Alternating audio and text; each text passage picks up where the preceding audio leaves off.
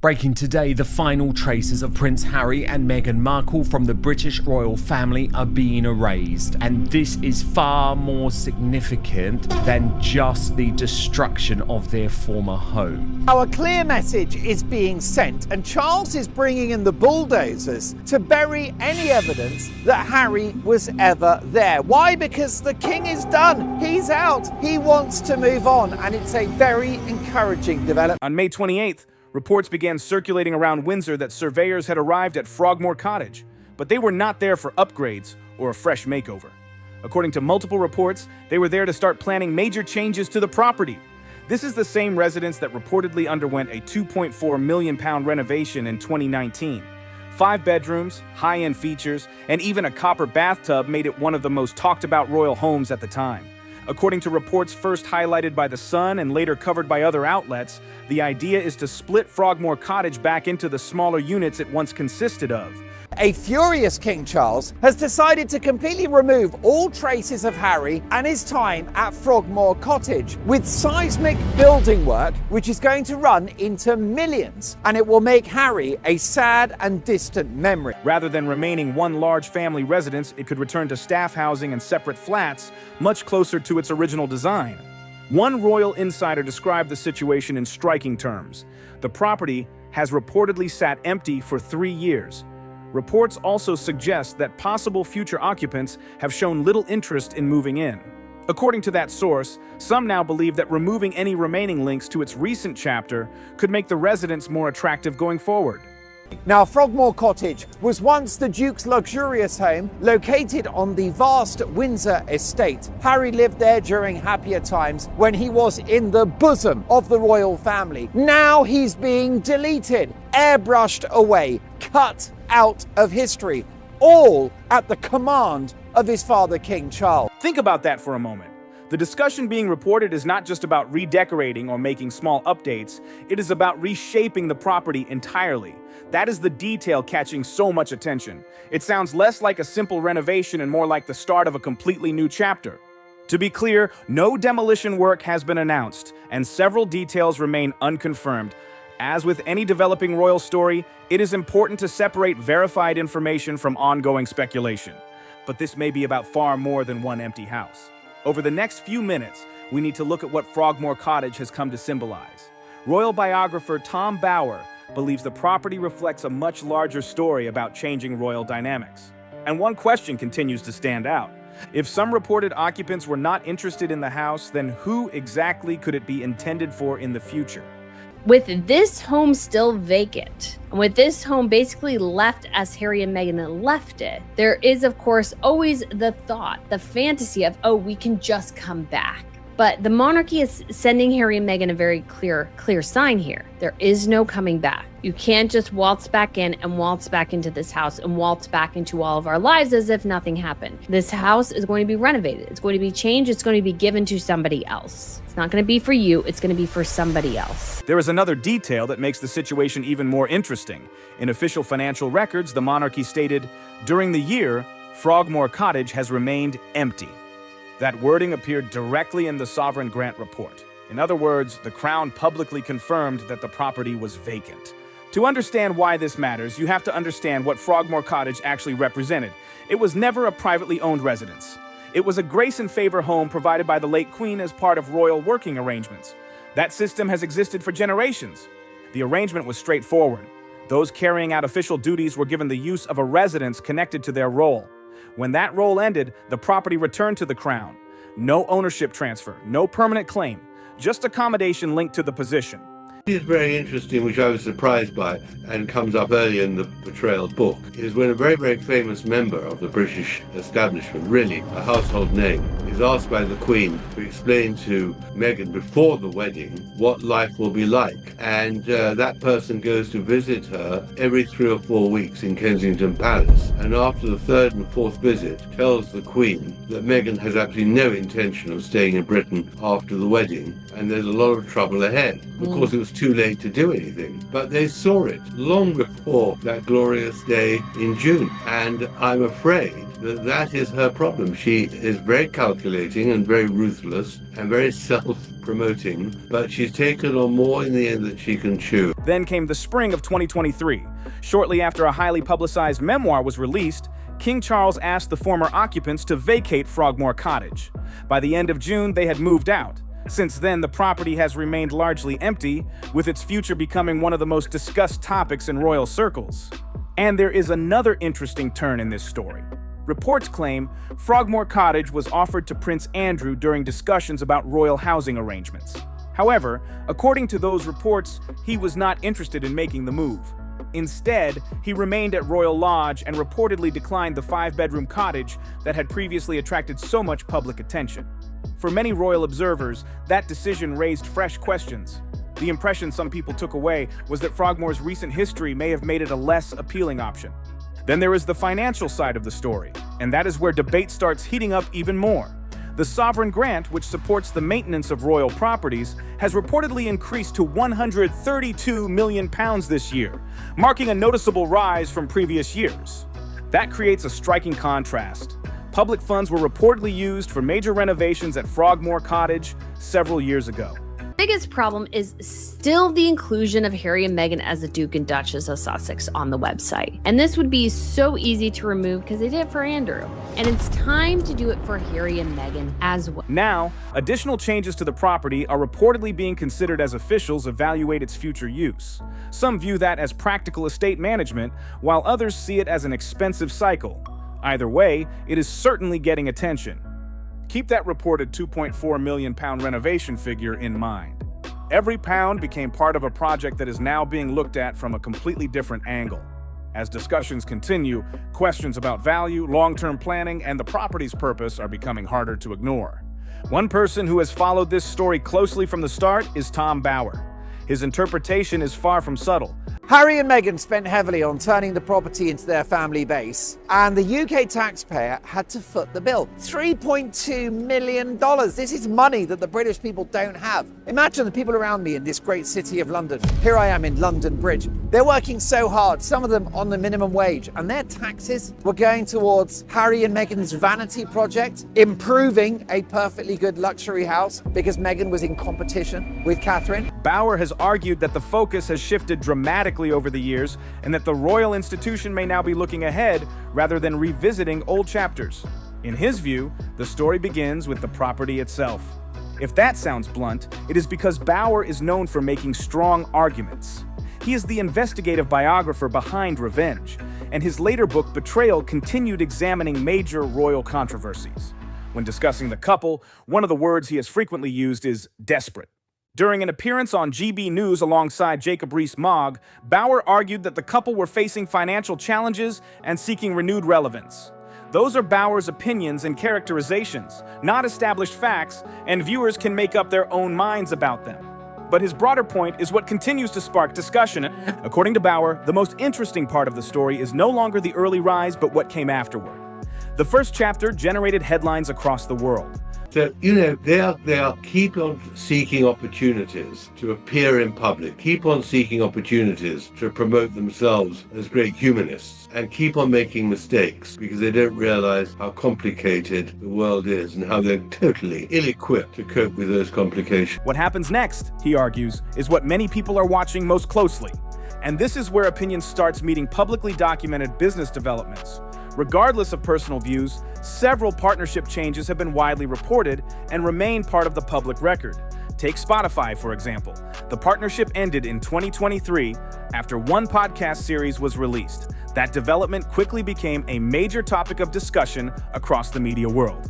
Then there is Netflix. Back in 2020, headlines were dominated by reports of a huge agreement that was widely estimated to be worth as much as $100 million. But by last year, reports suggested the arrangement had shifted into a more limited first-look deal rather than the headline-grabbing setup people originally discussed. Rafe, guess what she thinks is going to turn around the finances now? She's actually launching matchsticks. That's the latest. Look at this. Oh God, matchsticks. Well, I guess it's burning down Frogmore Cottage, at least, that the royal family are intending to do. For critics like Tom Bower, that change became another example they point to when arguing that the couple's public brand is operating in a very different environment today than it was a few years ago. The adjustments did not end there. Reports indicated that the Netflix arrangement eventually looked much different from the version that first captured worldwide attention. Some commentators noted changes involving scale, exclusivity, and overall scope. As a result, comparisons began appearing between this arrangement and similar deals other public figures have moved toward after their initial surge of attention slowed down. These two, they don't do their due diligence. They want to show up, they want their picture taken, and they want to get out of Dodge, and they want to sit back and read the praise. I mean, it was like copy and paste for some of the tacky outlets that worship at the ground of Meghan Markle. Meghan Markle's powerful speech was like, I found 5 different websites that literally it had almost the same headline. Meghan Markle gives powerful speech. They don't want to do the work. They don't want to do the research. And I think that's why they have fallen out with Spotify and in some cases Netflix. At the same time, not every project generated the level of attention many expected. Meghan's lifestyle series with Love, Meghan faced mixed reactions and competed in a crowded streaming market. According to reported engagement figures, the show ranked behind many other titles on the platform. Several follow-up projects also struggled to create the same excitement that surrounded the couple's earlier ventures. That is why critics such as Tom Bauer argue that momentum has changed significantly. In their view, the discussion is no longer based only on opinions, but also on publicly reported business developments and performance results. It is easy to forget how different the picture looked just a few years earlier. When the Spotify partnership ended, one executive famously described the couple as grifters during a public conversation. That remark quickly made headlines around the world because it was far from the typical language associated with a business partnership ending. What makes the contrast stand out even more is the scale of the opportunities that came before. Harry's memoir reportedly received an advance valued at around $20 million and became one of the fastest-selling nonfiction books ever released. At that stage, the couple's brand was attracting enormous public interest and major commercial opportunities from several directions. The exploitation of the situation. Yeah. I mean, it worked for Meghan when she was in the so-called royal tour, which I described in Betrayal in Nigeria and then in Colombia. And she did, of course, the same when she visited Jordan with the World Health Organization. But Bondi Beach was a terrible, terrible mistake, as was her trip to Australia. She fell flat on her face. And she tries to empathize. She did it, of course, in Texas when the school shooting happened. She flew there to lay some flowers and then ignored her father, who at the same time had a near-death stroke. I mean, everything is for commercial and for personal publicity. I think the Bondi Beach was gross, it was insensitive, but it showed the real Meghan. Anything to earn a dime, anything to promote herself at anyone's expense. That is why some observers believe the recent developments represent more than a temporary setback. They argue it reflects a broader shift in momentum. While one chapter appeared to be closing in Windsor, several high-profile business opportunities linked to the couple also seem to be evolving in California. Tom Bauer believes those events are connected. In his view, they are part of a larger turning point. One of the next major developments involved Meghan's lifestyle brand, As Ever. Earlier this year, reports indicated that Netflix was no longer involved with the project. As Ever, known for products such as preserves, food items, and lifestyle goods, would continue independently. Both sides described the separation as amicable, and there was no public indication of any dispute. To be fair, the brand did score an early win. When its first collection launched in April 2025, reports indicated that products sold out quickly. Supporters pointed to that result as evidence that strong consumer interest was still there. Credit where it is due, the launch generated plenty of buzz and attracted significant attention. But critics tend to focus on the bigger picture rather than a single product release. They point to a growing list of partnerships, business relationships, and funding arrangements that have either ended, shifted direction, or become less visible over time. And so you have people who are able to watch you and keep an eye on you. And that's why Harry and Meghan, I think, liked the idea of Frogmore Cottage, because they were on a crown estate, but they weren't under the umbrella and the watchful eye of the monarchy. And the monarchy can't let them do that. And so they stripped them of it because they proved they can't be trusted. They used pictures and videos and images from that home in their Netflix documentary. And that, of course, is violating security for sort of everyone. That's the thing. Harry and Meghan violate security for everyone in order to promote themselves. Spotify ended. The Netflix arrangement changed. Meanwhile, Boeing confirmed it would not sponsor the Invictus Games in Birmingham in 2027, despite previous involvement with the organization. Around the same period, reports suggested that the Australian government would not renew a multi-million-dollar funding commitment connected to Invictus-related activities in the country. According to public statements, some organizers reportedly learned about those funding decisions late in the process, creating additional uncertainty. Questions also emerged within the Birmingham organizing effort, including the departure of a senior board member from their position. Viewed separately, each development may have its own explanation. But when critics place them side by side, they argue that a broader pattern starts to take shape. Whether that interpretation is accurate remains open to debate. What is clear is that the conversation surrounding Harry and Meghan looks very different today from the period when their post-royal ventures were dominating headlines. King Charles is conceding here that Prince William is right about the fact that the Sussexes simply can never return to the United Kingdom in any form, can never have any royal role again. Their home, the place that they wanted to keep as some sort of base in the United Kingdom paid for by us, is going to go back to being multiple cottages because simply it is not fit for them to return. The financial questions do not stop with business partnerships. They also circle back to Frogmore Cottage, and that reported £2.4 million renovation figure continues to attract attention. That money was used to renovate a property that Harry and Meghan reportedly occupied for only a limited period. However, there is an important detail that is sometimes overlooked. In September 2020, the couple reportedly repaid the full renovation cost. Every penny. Claims suggesting otherwise do not align with widely reported information available in the public record. Even so, the story does not end there. After the renovation costs were repaid, the property remained largely vacant for years. Now, according to reports, discussions are taking place about dividing the home back into separate units. Looking at the entire timeline raises questions about how the property was used and what role it may serve in the future. Father might be a little bit softer. A whole load of reasons for that, but William is absolutely categorical that Harry and Meghan just have to be banished. You know, they have to live in exile, and William's going to be furious if the government and this Ravec committee give him the security protection back, because that means Harry can swan in and swan out whenever he wants. Regardless of personal opinions about Harry or Meghan, that sequence of events is what many people find fascinating.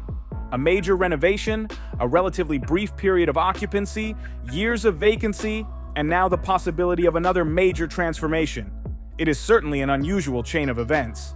Before anyone assumes that Harry and Meghan are facing severe financial trouble, it is important to keep the situation in perspective. Most reports do not portray them that way. Even critical estimates generally place Harry's wealth in the tens of millions of dollars. That is far from the picture of a couple struggling financially. But critics argue that money is not the real story here. The word they keep returning to is contraction. In their view, this is not about financial collapse. It is about reduced influence, fewer opportunities, and a spotlight that is not as bright as it once was. When Harry and Meghan stepped away from royal duties, they made it clear they wanted a different path. They spoke about independence and creating a life outside traditional royal structures. From one perspective, that goal was achieved. We've seen how mediocre and miserable their trip was to Australia in terms of raising money. We saw the huge embarrassment for Meghan when she went to see the very sensible Swiss in Geneva, and she had enough people there to fill a British phone box. Nobody is interested in them any longer. That was terrible. 10 people showed up. Well, 10 fans showed up. There were like a few journalists. And the royal institution continued on its course, while the couple established a new life thousands of miles away in California. However, some royal commentators believe there was a trade-off. They argue that the long-term effects of that separation may have been greater than many expected. As connections become more distant, they say, certain advantages and options associated with royal life naturally become less accessible over time. For years, many observers viewed Frogmore Cottage as a kind of safety net. Even after the move to California, there was a common assumption that the property represented a lasting connection to Britain. If circumstances changed, there would still be a residence linked to Harry and Meghan waiting in Windsor. But if Frogmore is eventually converted back into separate flats, that perception changes overnight. Suddenly, there is no dedicated residence associated with the couple in Britain, no family home tied to their identity, no clear base connected to that earlier chapter of their lives. I've never seen somebody try so hard to prove that they're not the most unpopular person in the world. Someone who fled England because she needed her privacy. Yeah. Never let us forget that. Yeah. I mean, I know, it's absolutely astonishing. And then, of course, the publication of all her very top secret wedding photographs. Oh, yeah. To mark the 8th anniversary. That as well, absolutely another invasion of her privacy. I mean, she is literally digging and digging and digging, looking for something to get attention, and probably can't understand why there isn't a huge wave of adoration for her. She's actually puzzled why people don't love her, and that makes it even more interesting. Hanging over all of this is the continued distance between Harry and William. Reports about tensions between the brothers have been discussed for years, and the subject remains a regular feature of royal coverage. There is also plenty of speculation about what the future could hold when William eventually becomes king. Some commentators make bold predictions involving titles, status, and royal responsibilities. But at this stage, most of those claims remain exactly that: speculation. The confirmed story today is not about future possibilities. It is about a property that once symbolized Harry and Meghan's place within the royal family and what its reported transformation may represent now. More cautious reporting actually paints a different picture from some of the dramatic headlines. Rather than suggesting major action is being planned against Harry and Meghan, several commentators believe the situation may simply be left as it is. Under that interpretation, the couple are no longer viewed as a central issue for the institution, but as a chapter that has gradually moved into the background. And when you compare the public images on both sides, the contrast stands out. William is frequently seen attending engagements, carrying out official duties, and appearing with his family. Meanwhile, Harry remains in California while one of the most recognizable symbols of his former royal life continues to face an uncertain future. This story is actually more significant than it may seem, because it is the royal family quite clearly drawing a line. It's making it clear, is it not, Rafe, that we simply do not want them, but also that the royal family simply do not want them. Because of course, if Operation Thaw was real, the obvious place for Harry and Meghan to return would have been Frogmore Cottage. And despite spending all of that money, Rafe, it's literally about to be bulldozed. At least the renovations will be, because it's going to be turned back into, I believe, multiple flats for effectively senior members of the household, which is what it was before Harry and Meghan. That contrast is one reason this story continues to attract so much attention. That is why Frogmore Cottage has become such a powerful symbol in this story, not because of the building itself, but because of what many people believe it represents. When relationships change, people often imagine dramatic confrontations and major public moments, but some commentators argue this situation looks very different. They describe it as a gradual process, where connections slowly weaken over time until the reality becomes difficult to overlook. So why has this story attracted so much attention? Why all the discussion about an empty property, possible renovations, and changing layouts? According to royal biographer Tom Bower, the answer goes far beyond simple property management. Bower has publicly argued that the monarchy's future involves moving attention away from the Sussexes and focusing on a different direction. Those remarks generated immediate criticism and quickly became one of the most debated aspects of his commentary. What makes the situation even more notable is that Harry and Meghan's representatives responded directly to those comments. She made some very, very poor strategic errors, thinking she could profit from the title without any consequence, without paying the dues. And of course, in the end, I have no doubt there'll come a day when they both lose their titles, and their children too, because they will just be forced to go too far for their own survival, and at that moment, the same will happen to them as what's happened to Prince Andrew. Referring to Bower's remarks, their statement said the language speaks for itself, and suggested he had crossed a line. Rather than disputing that the comments were made, the response challenged the tone and message behind them. And that is exactly where the disagreement remains today. One side believes the institution has steadily moved on from Harry and Meghan. The other argues that critics like Bower are overstating routine developments and turning ordinary events into something much bigger than they really are. Right in the center of that debate sits Frogmore Cottage itself, an empty property, a home that underwent extensive renovations, a residence tied to a major chapter in Harry and Meghan's royal story. And now, according to reports, a building that could soon look very different from the version many people remember. The symbolism is hard to ignore. For years, Frogmore was viewed as one of the last visible links between the Sussexes and royal life in Britain. If reported plans move forward, that connection could become even more distant. Not because of one dramatic announcement, but because of a series of smaller changes that have unfolded over time. The reason Harry is given Buckingham Palace is that Buckingham Palace is a location that is fully under control of the monarchy. And what I mean by that is that Harry and Meghan can't just invite anybody in. They can't just run things themselves. They are held under the umbrella of the authority of the monarchy. So if they have a friend come over, the friend has to go through security. The friend has to check in. The friend has to give their name. Hopefully they're actually doing that now, because during Andrew's time, they weren't as good about doing that. But every single person walking into that building should have their name down somewhere. That is why some observers argue this was never really a story about bricks, walls, or floor plans. To them, Frogmore has become a symbol of something much larger, the continuing separation between Harry and Meghan and the institution they once worked within. Whether that interpretation is fair is ultimately for each person to decide.